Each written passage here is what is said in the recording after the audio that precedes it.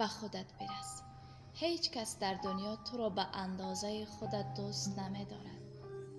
تو تنها کسی هستی که به خودت دروغ نمی گویی، به خود خیانت نمی کنی و خودت را تحت هیچ شرایطی تنها نمی گذاری. تو تنها کسی هستی که دل خودت را نمی شکنی.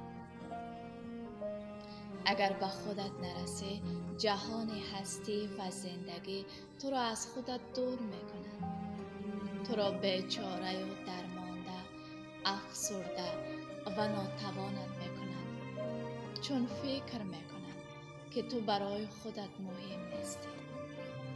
به خودت برس تا زیبایی های بیشتری به دنیای تو وارد شود و تو یک شخصیت با ارزش، ناتکرار و بی‌نظیر در دنیا باشی.